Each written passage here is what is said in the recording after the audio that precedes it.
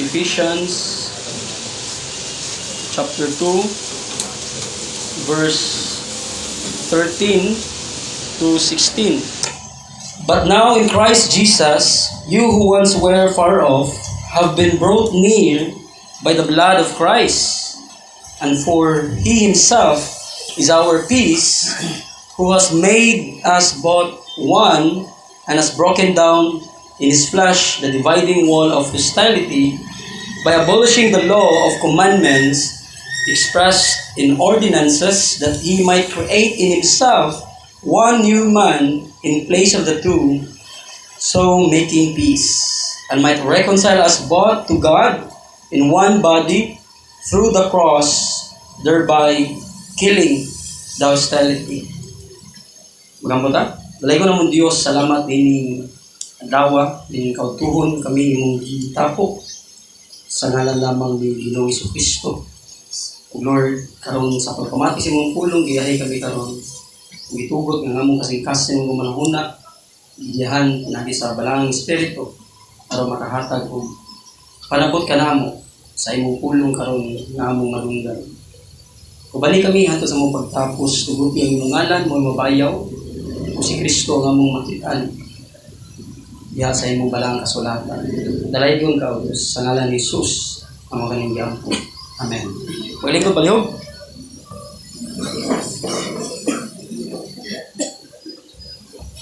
Amen. So, ang atong topic karon maigsoon kay Christian unity. Christian unity. Amen.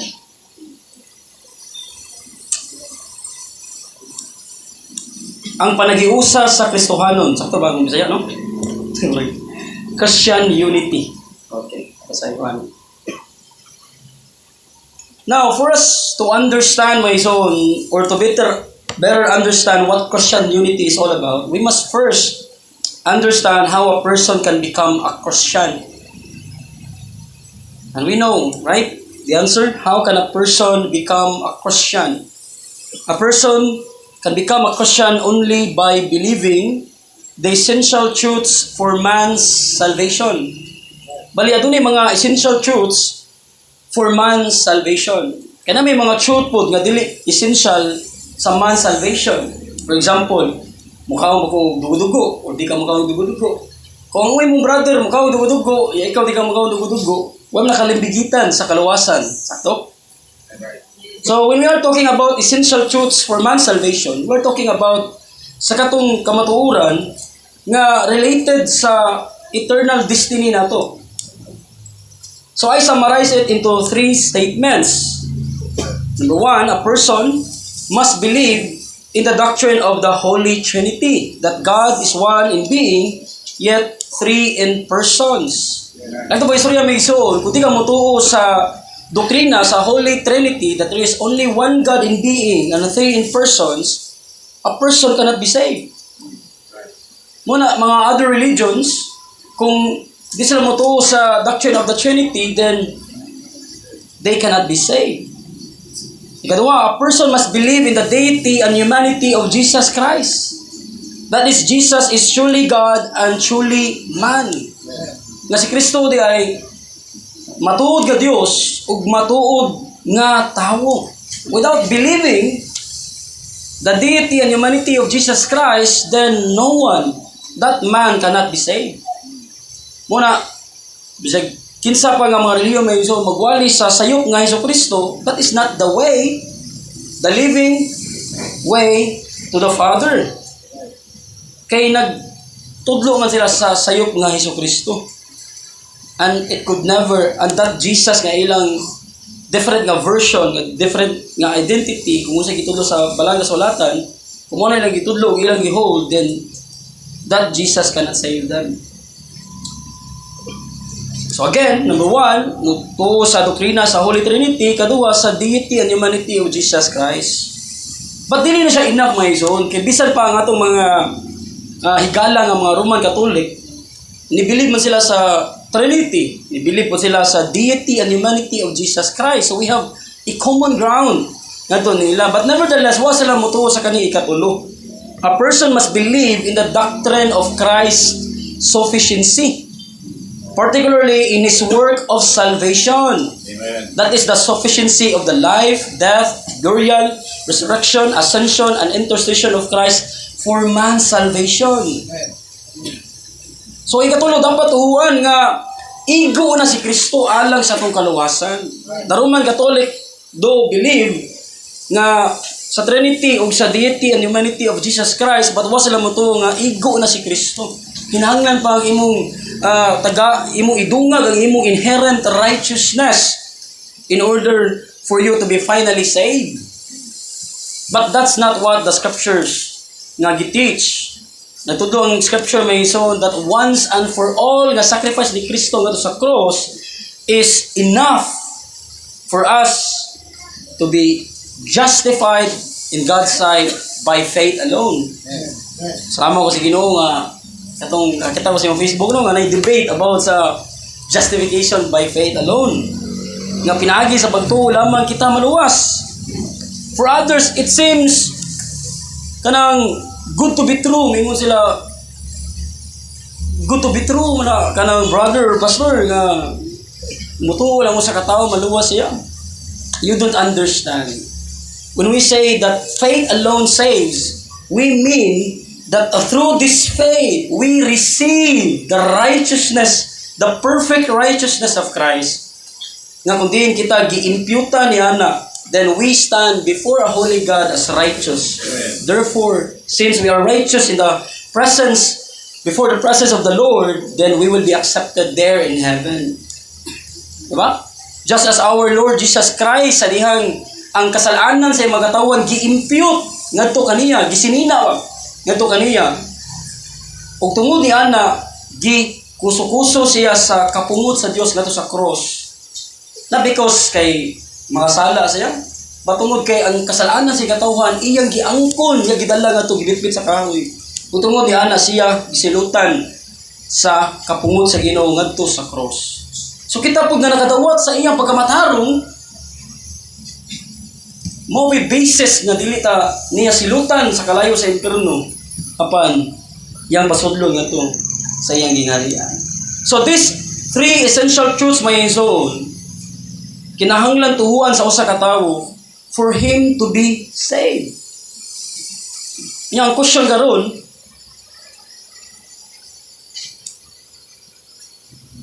how is it related to Christian unity? How is it related to Christian unity? But before that, ato sa klaruhon may isuon nga no matter how a person or a group of people or religious institution claims to be Christian or followers of Christ, if they do not believe these essential truths for salvation, that person or group or institution is not a genuine Christian at all, but a false Christian. Maraming sa ba ang mga Jehovah's Witnesses, nga i-claim na hulingon that they are Jehovah's Witnesses, ang mga Iglesia ni Cristo, ang mga Churches of God or Church of God ni Eli Soriano o ni bisan unsa may ison, but basta man na ingon nga kasuhanon sila, but kundi sila motuo sa katungtulong o gimension ganina, they are not Christians. Bisag mo ila pa ang nasod nila nga kasuhanon sila, they are false. Amen. Kaya nga itong final authority, kung sa gisulti sa scripture, kinsa matuod nga kasuhanon, kato lamang ito sa katong three essential truths nga akong i-summarize ganyan that I mentioned earlier. Now, how is it related to Christian unity? It is related to Christian unity because biblical Christian unity essentially and primarily be based on those essential truths. Balik ko lang ngayon, ang biblical Christian unity must essentially and primarily be based on those essential truths. That is why there must be no unity between us and the Roman Catholic. Why the unity? Hindi rin nato sa Roman Catholic. Us and the Iglesia ni Cristo by Felix Manalo, us and the Jehovah's Witnesses, between us and the Church of Jesus Christ of Latter-day Saints, sa mga Mormons, between us and the members of Church of God International by Eli Soriano, and many others who do not fully hold to these essential truths found in the Holy Scriptures. Di na pwede makig-unite nila. Ngayon na, Ay natin ministry, ato ni kanon, mag-unite ta, o magkatulik ko, kita, di pwede may zon. Right. Because there must be no unity between non-Christians and Christians, unbelievers and believers in God, the children of the devil and the children of God, Amen. and the brothers of Christ and the enemies of Christ. Those institutions, may son, or churches, nga ni-claim sila magalingon that they are Christians, however, wala mo believe sa katong essential truths for man's salvation, they are not brothers, but rather enemies of Christ. Nagtudlo sila mini nga Kristo, nga mulid pag-ayo sa mga katawan ngadto sa damnation. So, do not be deceived by their smile Yeah. or ilang mga morality nga madani, makuhan ka. Isuon, masiguro to. Brothers, sons of God, masiguro to. No, they are enemies of Christ. Ingon ang Bible may iso, di ba sa Ten Commandments nga ayaw bear false witness. So ang ilang gibuhat kay sige, lako-lakaw sa kasada may iso, mag-bear false witness against our Lord Jesus Christ. Ya kita nga sayod sa matuod nga Kristo, dito mo allow, dito mo permit nga suportaran sila nato, di ba? Amen. No, there must be no unity. There must be division Yeah. between us and them. So we as Christians are commanded by God to separate ourselves from among them. There must be no unity between us and them. 2 Corinthians chapter 6 verse 14 to 18. Look at your Bible. 2 Corinthians chapter 6 verse 14 to 18. Ningon din do not be unequally yoked with unbelievers. For what partnership has righteousness with lawlessness? Or what fellowship has light with darkness? What accord has Christ with Belial? Or what portion does a believer share with unbeliever? What agreement has the temple of God with idols? For we are the temple of the living God. As God said, I will make my dwelling among them and walk among them, and I will be their God, and they shall be my people. Therefore go out from their midst and be separate from them, says the Lord, and touch no unclean thing. Then I will welcome you, and I will be a father to you, and you shall be sons and daughters to me, says the Lord Almighty. Muna ingon ng James chapter 4 verse 4 also may son, you adulterous people, do you not know that friendship with the world is enmity with God? Therefore, whoever wishes to be a friend of the world makes himself an enemy of God. Muna, let us be careful, may son. Muna sa Ephesians chapter 5 verse 11, take no part in the unfruitful works of darkness, but instead expose them. Muna sa pulpito, nagipag-expose sa mga mini, ang mga pagtulunan. Ano, may bawa na to ang mga unfruitful works of darkness. So that ang mga katawan sa Ginoo, may mo aware na dili makigalubilo nila, walay partnership nila. Dito pa ilad, may son.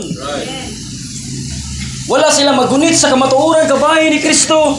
Then, dito halubilo nila. We stand firm in the truth of the gospel of our salvation.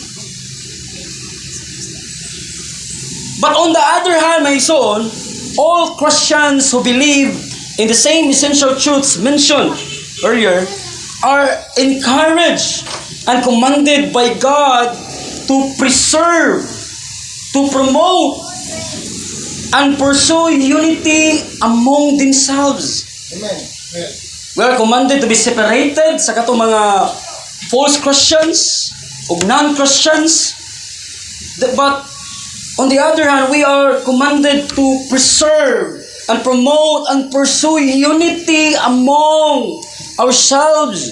Ug mo na atong gibuhat diri karon, may son. Amen. Diba? We are just manifest nato visibly our unity with each other. Though natin mga differences may son, Yet, na the common ground, ang atong common ground, we have the same gospel that saved us. We may be kanang diya sa table, labi na ikaw magkaon, magsisurya siguro, mga gagmay minority sa doktrina. But, ang atong unity, mapakita lang hapon kay tungod sa atong common ground. Ang atong common ground na ison kay ang gospel mismo. If you are brothers in Christ, if you are saved, if you are sons of God, then there is no reason at all nga dili ta pwede makig-unite sa maong brothers. Unless na lang kung anak kasayawa. Right? Right. So again, we are commanded to preserve, promote, and pursue unity among ourselves. Muna sa Ephesians chapter 4, verse 3, may so we are commanded to preserve the unity among ourselves. Yung diri, eager to maintain the unity of the Spirit in the band of peace. Maintain the unity. Preserve the unity among ourselves. And in Psalm chapter 133 verse 1, may so we are to promote unity among ourselves because it is good and pleasant in the eyes of God. Yung na Psalms 133 verse 1, behold how good and pleasant it is when brothers dwell in unity. Pleasing na sa sight sa Ginoo ug sa mga brothers and sisters in Christ. I hope we have the same mind and we have the same judgment. How pleasant may iso, di ba? Nga we dwell together in unity. Makaguol may iso nga maglantaw ta nga ang brothers and sisters in Christ kay magkaguliyang ni division nga may tabo. Di na mao ang tinguha sa Ginoo. Remember the high priestly prayer of our Lord Jesus Christ at John chapter 17? Ngayong prayer that my disciples may be one just as we, Father, are one. Muna sa unang Corinthians, unang Korinto, kapitulo 1, versikulo 10, may so, we are also exhorted to avoid divisions and instead pursue unity among ourselves. It says, I appeal to you, brothers, by the name of our Lord Jesus Christ, that all of you agree and that there be no divisions among you, but that you be united in the same mind and the same judgment. So we are exhorted, my son, to avoid divisions, but instead nga mo pursue unity among ourselves. So mo na itong gipakita aron na itong gibuhat. Lagyo ita no, pero nagka-ila-ila may son just tungod sa mga essential truths, di ba? Then if we are brothers and sisters, why not nga makig-unite? Amen. Mo na may son sa atong passage karon, Paul gives us the ground, foundation, or basis of Christian unity. Umuni ang ground may ison sa atong passage karon. And I will prove this pinaagi sa atong passage karon may ison that this is the ground of our unity. This is the ground of Christian unity. And it is the ground ang Christian unity may ison, it is grounded in the reality that Jesus Christ through His death unites both believing Jews and Gentiles into one body, the Church of Christ. Balik ko na umison. It is grounded in the reality that Jesus Christ, through His death, pinagi siyang kamatayon, iyang gi-unite ang believing Jews and Gentiles into one body, the Church of Christ. Sa theology, may iso nato ni ginganlan og the mystical body of Christ or the spiritual body of Christ. Now, follow me or go with me now sa atong passage. Ephesians chapter 2, verse 13 to 16. what we have in here, my son, is the death of Christ accomplishes three things. Tulo ka butang gi-accomplish according sa itong passage, my son, pinaagi sa kamatayon ni Hesus Kristo. Una, sa verse 13, Christ reconciles believing Gentiles to Himself. Balik ko na ko. Christ reconciles believing Gentiles to Himself. O ikadua, may ison, sa verses 14 to 15, Christ reconciles the believing Jews and Gentiles. So, dili lang gi-reconcile niya mga hintil, mga believing hintil diha kaniya, apan also, iyang gi-reconcile ang hintil o Hudiyo sa matag usa. O ikatulo, may ison, Christ reconciles both believing Jews and Gentiles as one body to God. Ang na-unite nga Hudiyo ug Hintil nga magtotoo kay gi-reconcile ni Kristo isip usa ka lawas ngadto sa Dios. Ug mao na diha sa verse 16. So ato nang susihod karon may son. So to our first point, Christ reconciles believing Gentiles to Himself. Verse 13, but now in Christ Jesus, ye who sometimes were far off are made nigh by the blood of Christ. King James Version. Okay, maka-remember ko, pasulit din yung King James user. Aray, King James, kagay na King James, karoon na. So, ingon rin yung zone. Nga, but now, in Christ Jesus, ye who sometimes were far off are made nigh by the blood of Christ. Tanawa ang verse 13a may zone. But now, in Christ, the word in there may zone, that is in union with Christ. Amen. Ye who sometimes were far off are made nigh by the blood of Christ. Tungod sa kamatayon ni Kristo may zone, ang mga believing Gentiles na-reconcile diya kaniya. But now, this present time, mo si Pablo, na mo diya in Christ Jesus, kinsa man ni sila? Ang giingon diri, ye who sometimes were far off, kamo nga mga nahimulag kaniadto, nahilayo sa Dios kaniadto. Kinsa man ni? Atras sa gamay sa verses 11 to 12. That is the Gentiles, di ba? We're far off. Nahimulag, nahilayo. Tingnan diri sa King James Version medyo, wherefore remember that ye being in time past Gentiles in the flesh, who are called uncircumcision by that which is called the circumcision in the flesh made by hands, that at that time ye were without Christ. Sa Isbing version, ye are apart, separate from Christ. Sa NIV version, you were separate from Christ. Ang mga hintil, walay Kristo kaniadto, nahimulag sila ni Kristo kaniadto. And not only nga nahimulag sila ni Kristo kaniadto, but also being aliens from the commonwealth of Israel. Dili sila lumad or tagadiha sa Israel, dili sila membro sa maong nasod. Apan alien sila. Dini UFO, no? And also strangers from the covenants of promise. Ang promises sa Ginoo ngadto sa mga Hudiyo, kay alang ngadto sa mga Hudiyo, dili to alang sa mga hintil. So walay labot ang mga hintil, may son.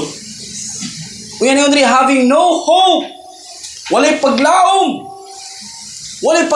alang kanila kay walay Kristo, and without God in the world. Though ang mga hintil ni worship o mga many idols, but those idols kay wala mo exist, apan ang panuyo nga to nila kay mao si Satanas. So mao nang kahintang sa mga hintil. Unya, may so we are hintil also. Sa Biblia, gitunga ang katawhan sa duha, hintil o Hudiyo. Ang Hudiyo mo'y nagtinuray nga ni worship sa matuod nga Dios. The mono God, may zone. Usa ang Dios, but plurality of gods ang worship sa hintil. So that's their life kaniadto before sila nahimong believer. They were far off. Diba? According sa atuang verse, may ison, balik ta sa verse 13, ningon dini nga nahimulag apan tungod kay anaa nakamo kang Kristo Jesus kamo nga kaniadto halayo. Karon haduol na pinaagi sa dugo ni Kristo. Kaniadto halayo sila ug karon nahiduol na sa dugo pinaagi sa kamatayon ni Kristo by shedding His blood may ison. O yang resulta kay mao ang union in Christ Jesus. Kaniadto apan tungod kay ana nakamo kang Kristo Jesus. Sa King James, but now, where? Kaniadto halayo, but now, tungod sa blood ni Christ, naiduol mo, ang resulta may ison, na-unite sila diya kang Hesus Kristo. So, as Christ reconciles believing Gentiles to Himself, this results in their union with Christ.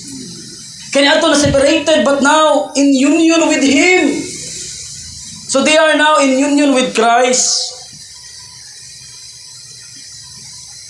And no other else may so nga haduol nila ni Kristo nga nipikto og unity nila ngadto kang Kristo only through the blood of Christ. Verse 13c, you are now brought near by the blood of Christ. Gipaduol na medyo. The good thing here sa ikaduha nga punto, Christ reconciles the believing Jews and Gentiles. We know the story in the Old Testaments, right? Right.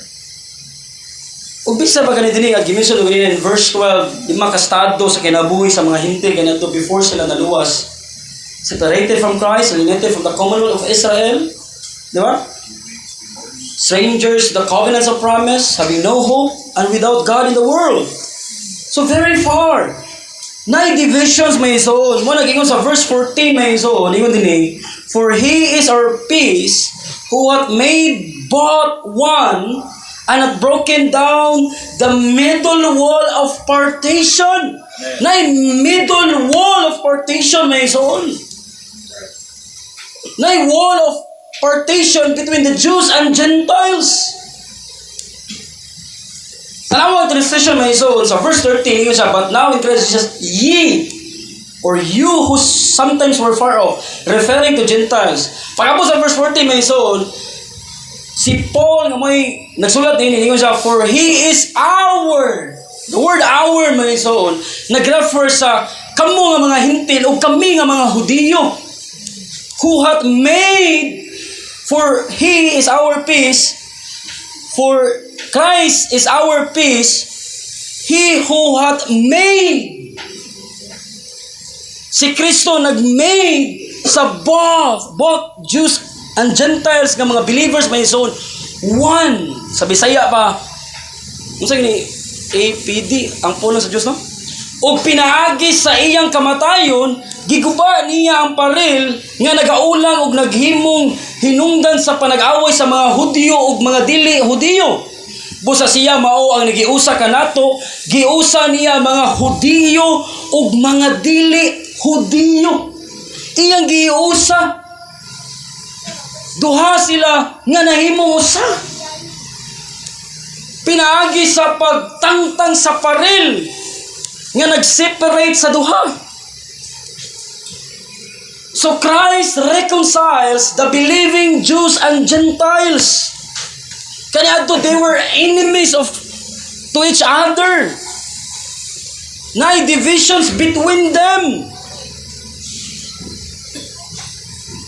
Muna sa dire gingon sa kuan may ison sa King James. Kaya dire gingon sa sa King James hath broken down the middle wall of partition. Sa ASB version may ison has broken down in His flesh the dividing wall of hostility.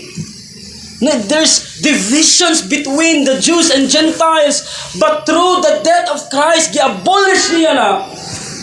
O pinagi sa pag-abolish na, these Jews and Gentiles nga mga believers may ison, kay na himong usa. who has made us both one. In verse 14a. So Christ, by reconciling the believing Jews and Gentiles, may son, niresulta na sa union nila sa matag usa. Sa 14a, it says, Christ is our peace. The word peace, may son, means reconciliation.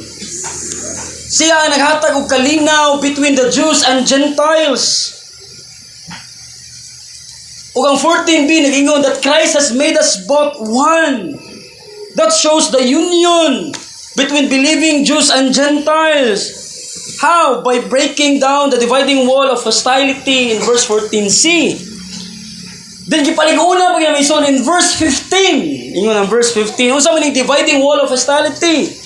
In verse 15 it says, by abolishing the law of commandments expressed in ordinances. Christ by His death, my son, kanang word nga in His flesh, di ba? Sa verse 14, my son, sa last phrase na yun, and has broken down in His flesh. That is in the body of Christ. Gibroke down niya, diya sa iyang lawas, nag-refer siya kamatayo, my son, the dividing wall of hostility. Kunya, in verse 15, it says, nga, by abolishing the law of commandments expressed in ordinances. Gi-abolish niya in His flesh the enmity, according sa King James, having abolished in His flesh the enmity, and that is the law of commandments contained on ordinances. Mo niya mga commandments nga gi-express in ordinances, may so nga gikan sa Dios nga iyang gi-command sa mga Hudiyo to be separated from the Gentiles. Kaya mga Gentiles, kaya nag-worship o mga idols mo na, be separate from them. Naikuman na Ginoo sa Old Testament, may soon. But now, tungod sa death ni Christ, may soon, gi-abolish ang maong law of commandments expressed in ordinances. Especially katong mga rituals, mga ceremonial laws, mga dietary laws, nga di mo kaon o ganang iro, mga inanak, yung hintil nga o iro. Mga basa nyo sa Old Testament, may zon. Baboy, ang Hudiyo, di mo kaon o baboy, mga dietary laws. Huwag mga animal sacrifices, walay mga animal sacrifices sa mga hintil. Patungod sa pag-abot ni Kristo, may zon, katong mga animal sacrifices kay mga shadow sa mundo. Ang types, natangtang siya kinaabot ang substance, ang matuod nga makaluwas sa atong mga kasalanan, because it is impossible for someone to be forgiven eternally by the death sa mga animal sacrifices, by the blood nga gikan sa animal sacrifices, but the blood of Christ, my soul, obtain eternal salvation for all nga mo believe, even Gentiles nga mo believe sa maong Kristo will be saved like the Jews. So gi-abolish in verse 15, my soul, ni Kristo ang maong commandments expressed in ordinances. Unsay reason, my soul, tanawa sa last phrase, that He might create in Himself, diya kang Kristo, one new man in place of the two. Pinaagi sa pag-abolish sa maong mga commandments expressed in ordinances, may soul, naka-create si Kristo og one new man in place of the two. In verse 15, ako basahon sa Bisaya, marunindot yung Bisaya. Ang paril nga iyang giguba, mao ang kasuguan sa mga Hudiyo nga naglakip sa mga sugo, sa mga tulumanon. Gibuhat niya kini aron may usa diha kaniya ang mga Hudiyo ug ang mga dili Hudiyo, ug aron maundang ang ilang panag-away. Giusa sila. Christ by His death, my soul, giabolish ang balaod, and ang effect niya na, my soul, naka-create siya panag-iusa, unity between the Jews and Gentiles. And according sa East Wing version, my soul, one new man. Sa King James, for to make in Himself of twain, the duha, one new man. Nahimo ng one new man. Ganina, yung diri, ganina, who has made us both one in verse 14. But here in verse 15, He created in Himself one new man. Ang hintil ug ang Hudiyo mayson gihimo niya usa, one new man. One new man. Actually, mayson ingong sa mga commentators that mo ni ikatulong nga henerasyon. The third human race. Na Hudiyo, na hintil, unya ay katulong mayson kay one human, the new creation in Christ Jesus. Mo nagyo sa Galatians chapter 3. Verse 28 to 29, ingon diri mayson, there is neither Jew nor Greek, there is neither slave nor free, there is no male and female, for you are all one in Christ Jesus. Ang Hudiyo ug hintil giusa na, you are now one new man in Christ Jesus. Amen. One people of God. And if you are Christ, kung kamo iya na ni Kristo, hintil ug Hudiyo, then you are Abraham's offspring.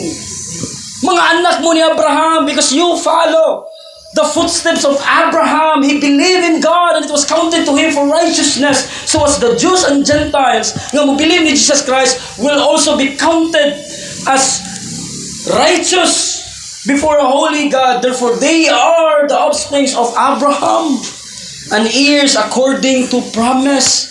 Galatians chapter 3 verse 28 to 29. Klaro kay ang pulong sa Ginoo mayson. Then ikatulo, kapunto, Christ reconciles both the living Jews and Gentiles as one body to God. Look at in verse 16. It says mayson, and might reconcile us. The word us again refers to the Jews and Gentiles, especially the both mayson, and might reconcile us both to God in one body. So Christ now in verse 16 reconciling both Jews and Gentiles mayson as one body to God. To God. So dili lang diay nga pinangi sa death ni Christ ang usa ka mga sala gi-reconcile ngadto sa Dios. But also ang makasasala nga hintil o Hudiyo giusa as one body gi-reconcile ngadto sa Dios Amahan. Pinaagi sa death ni Christ. So Christ, as He reconciles mayson both believing Jews and Gentiles as one body to God, this results the union both Jews and Gentiles with God. So we have our union now with God. Ganina, our union with Christ, then the union of the Gentiles ngadto sa mga Hudiyo, and now the union sa Hudiyo ug hintil ngadto sa Dios. Ug na posible ni siya mayson tungod sa gingon sa verse 16b, ang ganing union nato, reconciliation nato ngadto sa Dios. Kaya ningon diri ang 16b mayson, and might reconcile us both to God in one body through the cross. Pinaagi sa death ni Christ, because by His death ingon siya thereby killing the hostility. Nay panagbingkil. Basahan ako ang verse 16 sa Bisaya mayson, busa karon ingon nga usa na kalawas ang mga Hudiyo ug mga dili Hudiyo, usa na kalawas.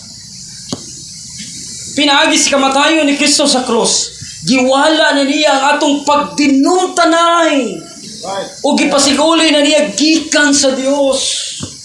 Kung na magit rasa mayson nga dili maghiusa mo na mga hintil o mga Hudiyo.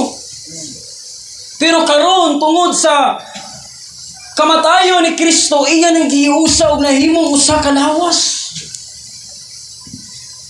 Muna, the imperative gani mayson sa verse 15 sa last phrase, so making peace.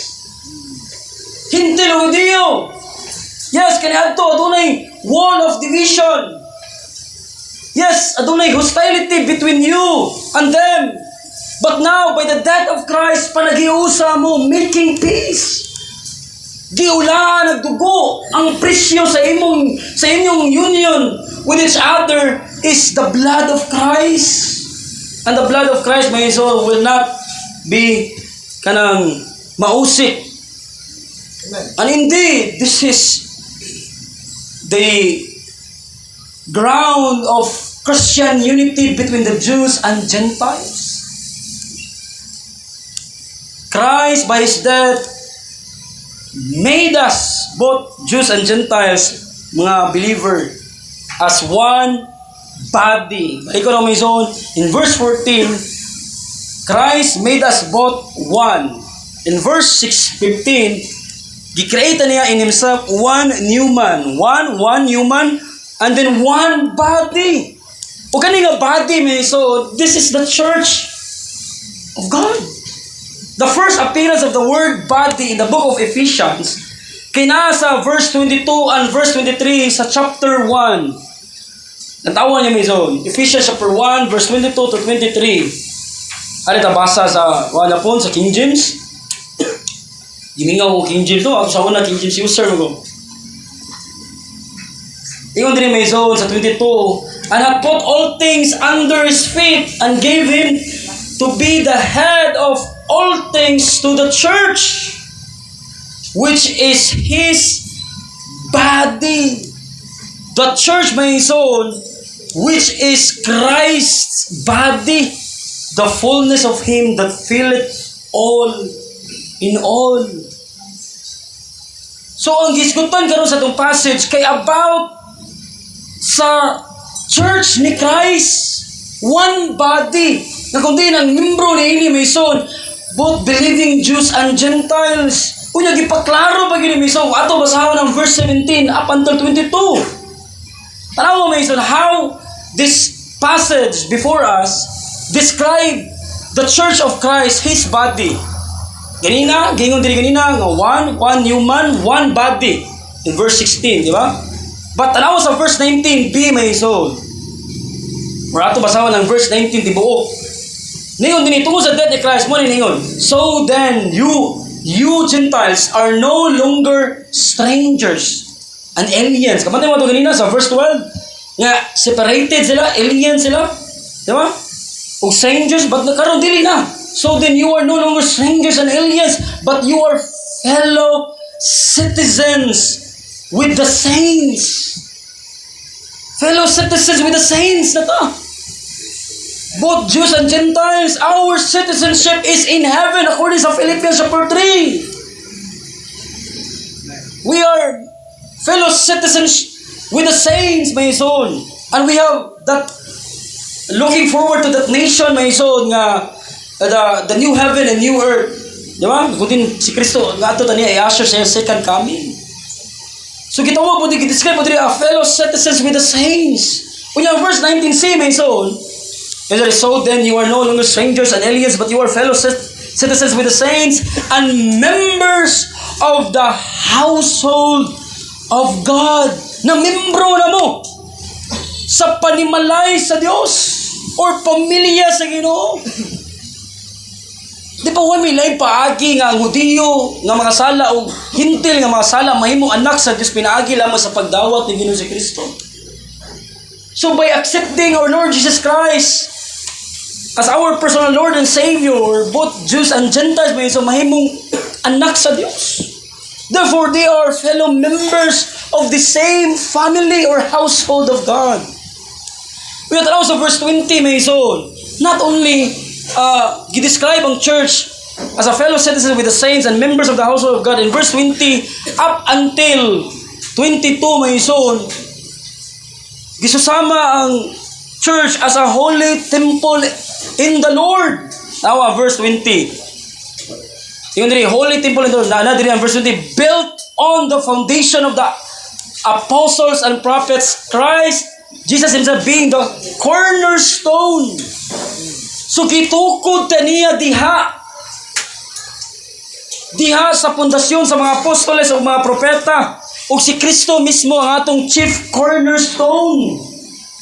Kung yan, ingon ang verse 21, in whom, in Christ, the whole structure, gitukod, built on, whole structure sa templo, being joined together, na joined together na. Together, both Jews and Gentiles, which grows into what? A holy temple in the Lord. Not the physical one. Nga holy temple sama sa Old Testament may ison. But ang spiritual katawan sa Ginoo, both Jews and Gentiles nga believers, gimo ng holy temple in the Lord.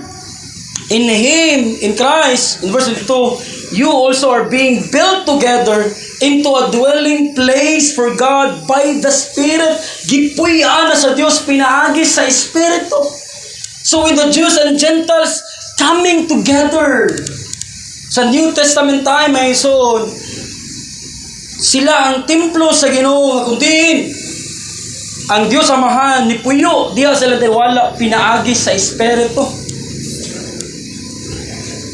So you see now nga ang description sa church na need that one human, one body, fellow citizens with the saints, household of God, holy temple in the Lord. So each description, my son, denotes the unity of all believers, both Jews and Gentiles, in Christ Jesus.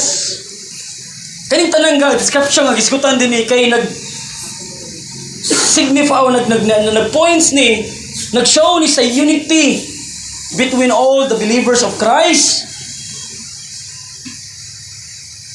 So we see here, my son, that indeed Apostle Paul give us the ground for Christian unity.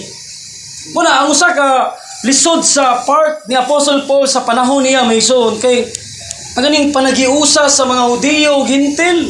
Remember mo atong nasa Book of Galatians, si Apostol Pablo, kanukan si Peter. Kaya si Peter, so wala pa mabot si Apostol Pablo, wala pa mabot ang mga Hudiyo, kay halubilo siya sa mga Hintil. Kaon mo? Yeah, according sa Old Testament, wala may dapat panagsamahan. Even sa pagkaon, no? Baboy ka na sudaan ka na ba, Di nga, lamig, ano? Karoon mo, pag-abot sa Hudiyo, na-trigger si Pedro. Likay siya. Di ka nabansa ni Pablo, di ba? Kaya wala mapakita sa unity between the two. Through the gospel, there is this unity among us, my son. Either you are Jews and Gentiles. There is unity between us. So this unity we have with Christ, my soul, and with God and with each other is the answer to the high priestly prayer of our Lord Jesus Christ. Look at John chapter 17 verse 11, my soul. It says here, and I am no longer in the world, but they are in the world, and I am coming to you. Holy Father, keep them in your name, which you have given me, that they may be one, even as we are one. In verse 20 to 21, same chapter 17, may so, sa John, I do not ask for this only, but also for those who will believe in me through their word. So the apostles' word, may so, dagan pa mo to. Kung kita karoon, nangatuo, di ba? That they may all be one, just as you, Father, are in me and I in you, that they also may be in us, so that the world may believe that you have sent me. And what happening now around the globe, my soul, na makita ta. This is the beauty bitaw sa akong ganahan sa reform nga camp, my soul, because there is unity nga gipakita. Kung mo tanaw ka sa mga online nga mga conferences, tinga ka Reform Baptist, Reform Presbyterian, Reform Anglican, or bisag kuanang Southern Baptist lang o kani kuan, magtapok magkayusa. Doon ay mga differences sa mga minor doctrines. But tungkol sa major doctrines, which is the essential doctrines for man's salvation, na ay panagiusa. Makita nimo that they dwell together in unity. Amen. And that is the answer sa prayer sa atong Ginoong Hesukristo. God the Father really answered Christ, my son, when He prays this prayer, that they may be one, even as we are one. Kikibaw ang God the Father that it was the blood of Christ. Mao'y praise sa mao'y unity among the brothers and sisters in Christ Jesus sa tibuok kalibutan. Amen? Amen. When we started sa among church gadto sa Juan Maison sa Grace Trains, just a little bit of history lang gamay. We started Maison nagsabot nila ni Pastor Mel, nila ni Pastor Julito, ni Pastor Saldi, kampo ba sa dili nga pioneer sa church. Among sabot mag-church na katong mga major doctrines di na daw lalis ato na yapon friendly nga one with love magsurya tato pero nating pa nag-iusap pod sa gospel lang tukod ta pasugod ta ato sugdan ang church sa Grace Trails sa throughout sa among history sa sa Grace Trails na ginamong kanang mga dili pa namo swito sa mga doktrina magsigig lalis pero with love na kadlawon but wala na nahimong rason sa division among us because we have the same Lord and Savior Jesus Christ that saves us from our sin. We have something in common. So I am encouraging you, labi na tulad ka karon nga church no, Good Shepherd ug sa NCC. Do na di mga minor doctrines nga differences gyud. Do di na tayo allow nga mo'y mahimong reason not to be united. We are brothers and sisters in Christ Jesus. Amen. We have the same God the Father and we have the same Lord. Muna Christians pong pa ni John Albert Barnes may so listen to this ingon siya Christians are all redeemed by the same blood and are going to the same heaven. They have the same wants, the same enemies, the same joys. Though they are divided into different denominations, yet they will meet at last in the same homes of glory. Amen. Hence, they should feel that they belong to the same family and are children of the same God and Father. There are no ties so tender as those which bind us in the gospel. There is no friendship so pure and enduring as that which results from having the same attachment to the Lord Jesus. Hence, Christians in the New Testament are represented as being indissolubly united parts of the same body and members of the same family. On the ground of this union, they are exhorted to love one another, to bear one another's burdens, and to study the things that make for peace and things therewith one may edify one another. You see that? Mga son, ang atong union. Di ba? But now, it's actuality, mga son. Sa mga, we have 6 points in it, pero gani siya, dali na yung mga pipila. Okay, di na ito modwala sa itong passage. Second point. Diretso. Diretso. It's actuality. Go to, ano?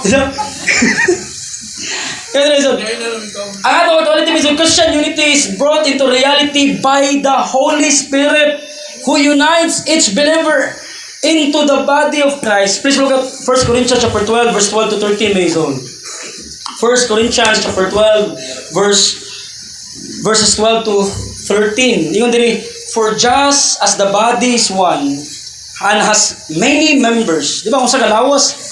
Usara pero adunay daghang mga membro, nay kamot, nay tiil. And all the members of the body, though many, are one body. So it is with Christ. For in one Spirit we were all baptized into one body. Jews or Greeks, slaves or free, and all were made to drink of one Spirit. There is only one Spirit, my son, na kundi give-baptize ta into one body. Kasi pasabot na yung give-baptize into one body. That means gi-immerse ta. Aron ma-unite sa maong one body. Kung ang membro sa maong body, Jews or Greeks, slaves or free, all were made to drink of one Spirit. Amen. It is the Holy Spirit that unite us into one body. Ganila may iso na igisgota that there is only one body nga kundi ang membro kay both Jews and Gentiles nga mga believers. O ang maong body is the Church of Christ. And remember, there is only one body. Dili bodies ni Christ. Christ is the head of this church. And the church is His body. And the one that ni pa-unite nato sa maong body ni Christ, the spiritual body of Christ or the mystical body of Christ nga usara may igsoon is the Holy Spirit. According sa itong verse, for in one Spirit we were all baptized into one body. Muna, ang usa ka Kristohano sa diyang, ang usa ka tao masanyawan siya. Niya, na genuine faith, ni believe siya ni Jesus Christ, i-accept niya si Kristo, isip Lord and Savior niya. Yes, Ephesians 1:13, gisilyuan siya sa balangin Espiritu. But that Spirit nga kundi ni silyo niya may soul is the same Spirit nga nipa-immerse, nipa-baptize niya into one body, the body of Christ, the church. So all nga mga luwas sa tibuok kalibutan, may soul, kay members sa maong one body of our Lord Jesus Christ. Right. Muna, di-confess na diri may son sa the Baptist Confession of Faith sa 1689. London Baptist Confession of Faith.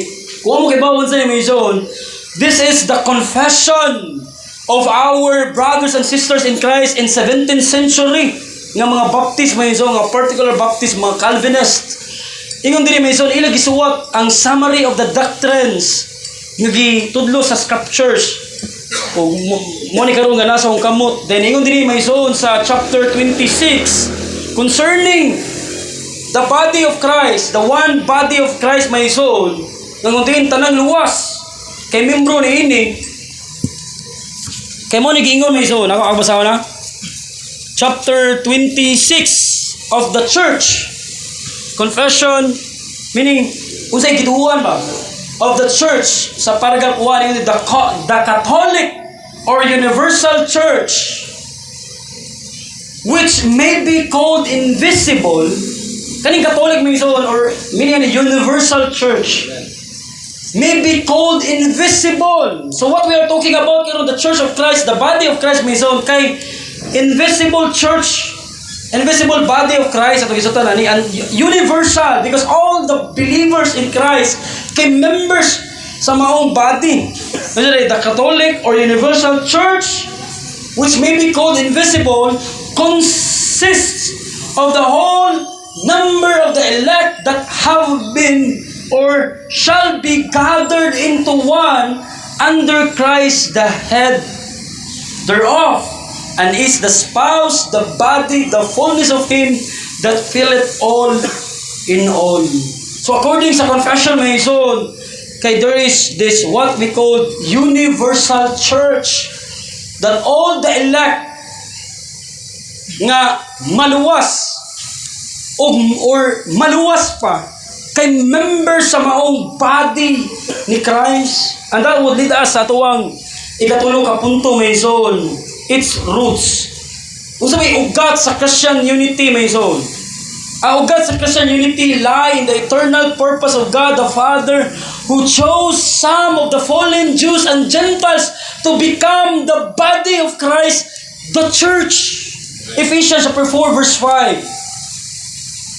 Even as He chose us in Him before the foundation of the world, that we should be holy and blameless before Him in love, He predestined us for the adoption to Himself as sons through Jesus Christ according to the purpose of His will.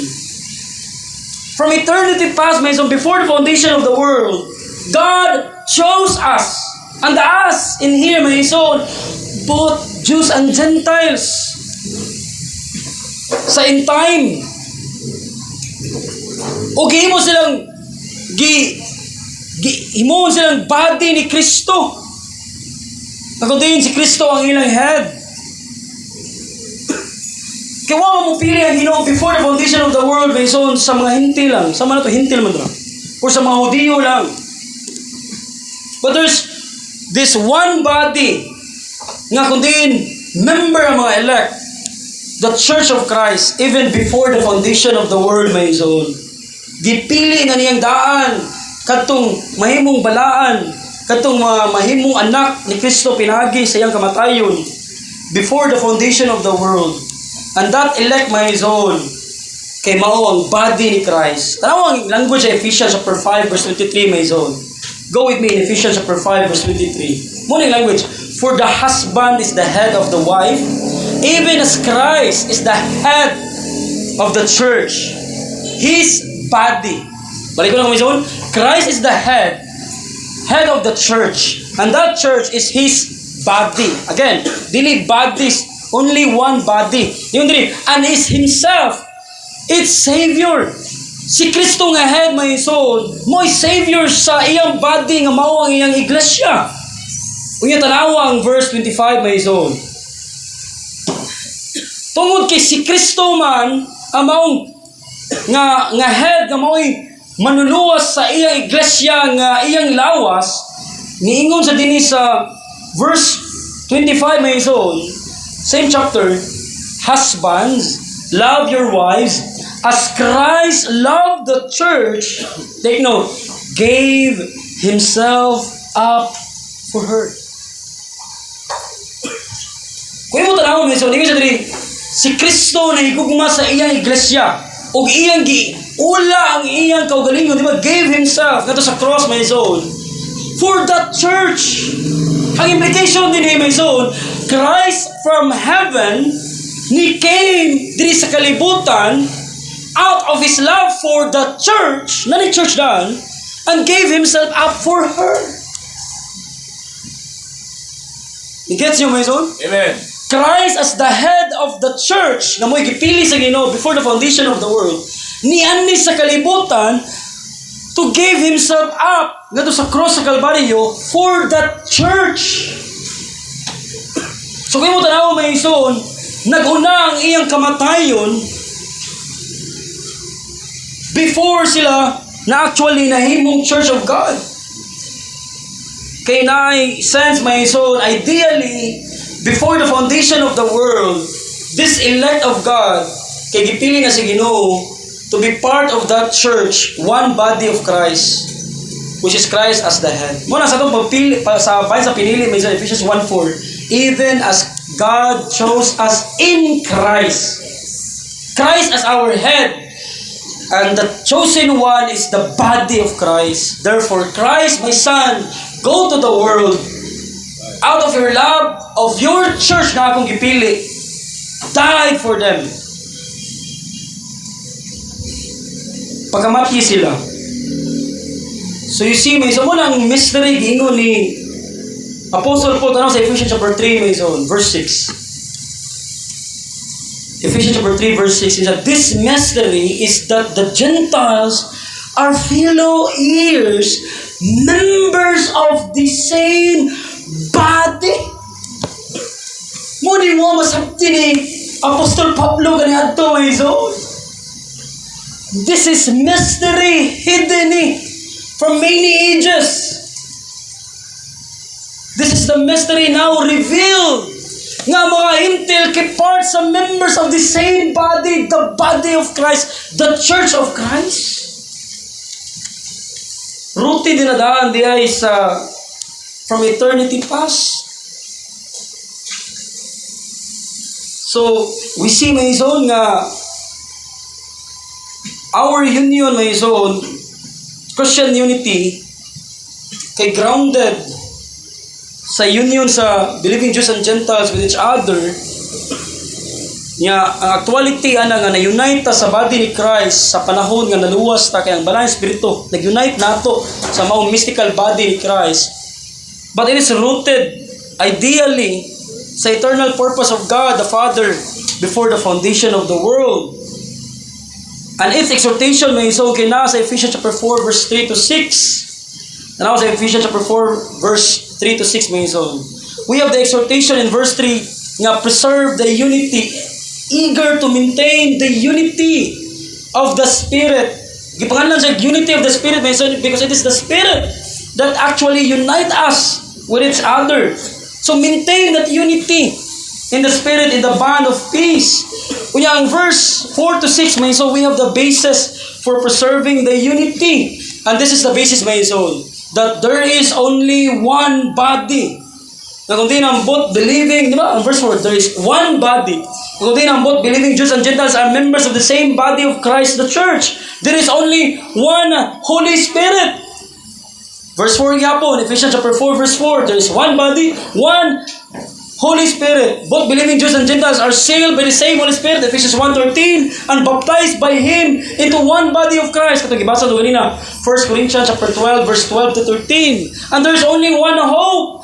Both believing Jews and Gentiles share the same hope of a glorious inheritance, Ephesians 1:14. Who is the guarantee of our, both Jews and Gentiles, inheritance until we acquire possession of it to the praise of His glory. And there's only one Lord. Both believing Jews and Gentiles may so acknowledge and believe in the same Lord, Jesus Christ, as their Savior. And there's only one faith. Diba? In verse 5, one Lord, one faith. Both believing Jews and Gentiles hold to the same faith. And that is salvation is by grace alone, through faith alone. Ephesians chapter 2 verse 8 and 9. And there is only one baptism. Both believing Jews and Gentiles participate in the same baptism, the water baptism, which outwardly signifies the inward reality of their union with Christ's death, burial, and resurrection. And there is only one God and Father, according gihapon sa verse 6, one God and the Father of all, who is over all and through all and in all.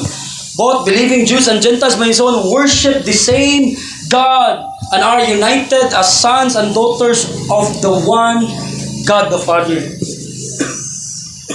So that is mga 7 gilatagan din as Apostle Pablo may so mga 7 elements, mga fundamental truths why we must maintain our unity, because we are already united.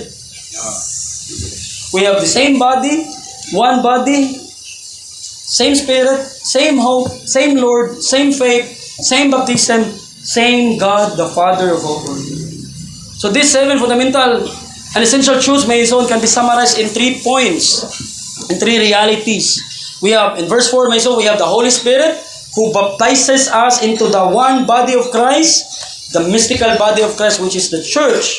In verse 5, we have Jesus Christ our Lord, by whose name we were baptized when we publicly made our profession of faith and become part of the local church of God. And verse 6, we have God our Father, who sovereignly works over us, through us, and in us as His church. Tapay ito ka punto dalihan ko ni. Dalihan ko ni. It's instrumental means.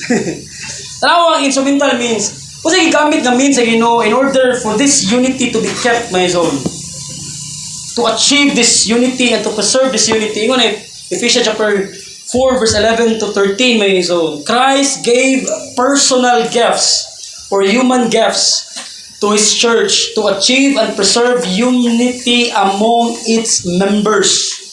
In verse 11 He gave the apostles, the prophets, the evangelists, the shepherds, and the teachers. Now, verse 11, it says, and He gave, this is Christ, He, reference to Christ, gave the apostles, the prophets, the evangelists, the shepherds, and teachers. In verse 12, the purpose, what's the purpose? Is to equip the saints. Even in verse 12a, to equip the saints. To equip the saints para ang mga spiritual leaders sa church mo equip sa saints for the work of the ministry. That is the same nga ang spiritual leaders o ang mga saints sa Ginoo kundi under sa mga spiritual leaders but mo build up sa body ni Christ in verse 12b. May basa, to equip the saints for the work of the ministry for building up the body of Christ. Amen. Unya, verse 13, may son, this continues until the body of Christ attains unity. And that unity is the unity of faith and knowledge. Specifically, the faith and knowledge of the Son of God. Ano, in verse 13a, may son, until we all attain to the unity of the faith and of the knowledge of the Son of God. Amen. That's the reason why nihatag siya pastor sa local church. Amen. Or plurality pastor sa local church. Ang reason na naaron ang saints, ang flock sa Ginoo, ma-equip sa ministry sa Ginoo. Unya together ang pastor ug ang members may son kay mo build up sa body ni Christ until ma-attain nila ang unity. Unity of what? Unity of the faith and of the knowledge of the Son of God. Until ma-attain na to may son ang ganing atong pagtuo atong kay balo diha ni Ginoong Hesukristo. Nag-imply gani nga ang gitudlo sa pastor kay Kristo. It is so impossible may so makatungod sa mga churches karon labi na sa mga klaro nga kasibahan wala Kristo imo madunggan. Nga Kristo mo na may sentro sa bersikulo, di ba sa mga sa pulo sa Ginoo. Unya ningon sa dire in verse 13b may son until the body of Christ reaches full maturity. Mo ningon 13b may son until we all attain the unity of the faith of the knowledge of the Son of God to mature manhood to the measure of the stature of the fullness of God. Dili ni aron maligo na to pagtuo kabay ni Ginoong Kristo kadto kay balo kabay ni Kristo but also ang church sa Ginoo may son ma-unite po diya sa maturity. Kung din ma-matured, ma-conform na sa imahe ni Christ. What does it mean to be conformed to the image of the Son? It means may son na makonforma sa iyang mga kinaiya. Not only sa iyang teachings, but also sa iyang kinaiya. Amen. If our Lord Jesus Christ loved the enemies, so we will love the enemies. Amen. Dili aron maki-fellowship nila, dili aron maki-unite nila sa same ministry, but to love them through giving them what they need, and that is the gospel of truth for their salvation. And also, just as Christ loved His disciples, even the weakest disciples, kaya gigugma, so we are mo love sa matag usa. Muna ato ning kabay na ning pag-build up sa body ni Christ until we all attain the unity of the faith and of the Son, of the knowledge of the Son of God. We will do it, my son, according sa verse 15. Tanaw sa verse 15. Chapter 4, verse 15. Rather, speaking the truth in love, we are to grow up in every way to Him who is the head, into Christ, from whom the whole body, joined and held together by every joint with which it is equipped, when each part is working properly, makes the body grow so that it builds itself up in love. So we will do it in love. So mga pastors sa mga local churches diay mao'y promoter sa mao unity. Ang atong giangad kay unity with one another, dili division with one another. And when we speak the truth, my son, we speak the truth with love. Dili with arrogance. Dapat with humility, praying to God, Lord, may this truth na kung share nila, mo awaken sa ilang naisalag ang mga doktrina. Kung fellow Christians nga mga kasimbahanan, natin mga differences, mag-discuss sa truth with love. Ito si Pastor Edith, di mo kaon ng dugo-dugo, ako mo kaon ng dugo-dugo. Amo na iskutan with love. Akaw din. With love. Okay. With love dapat. Kaya kung di with love, maglalis, dinataw friendship. Diba? But dili building up the body until we all attain the unity. So you see? And lastly, pagsit yung lechon niya. Salamat kayo sa inyong welcome. Sa pag-welcome naman, no? Sa ikaw, nga punto, and the last one, its ultimate fulfillment, The unity of Christians, my soul, will be perfected in the future, where all believers will be gathered together in God's glory, united in perfect harmony and worship of God. We will be united sa future glory. Kung mao na atong hindi, may son, why na nga makig-unite karon while in this world doing the ministry of God with unity. Amen. Muna in Revelation chapter 7, verse 9 to 10, my son. After this I looked, and behold, a great multitude that no one could number, from every nation, from all tribes, and peoples, and languages, standing before the throne, and before the Lamb, clothed with white robes, with palm branches in their hands, and crying out with a loud voice, Salvation belongs to our God, who sits on the throne, and to the Lamb.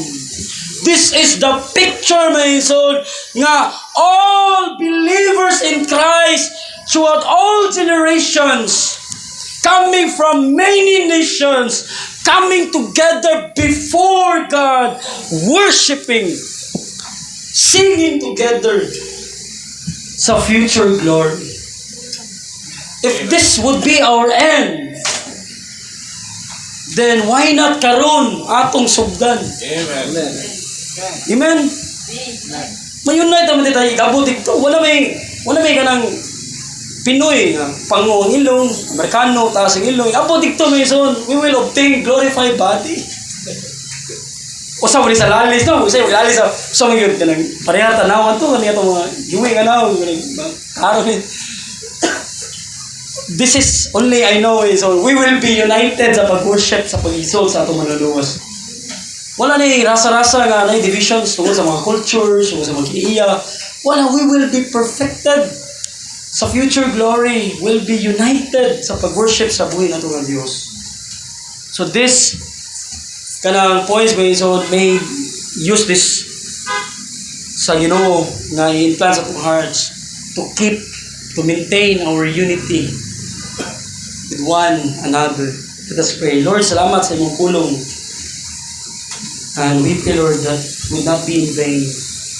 Use it for our edification, to maintain, to pursue more sa among unity with each other. All the glory and honor ang mga hatag na mo. This we pray in Jesus' name. Amen.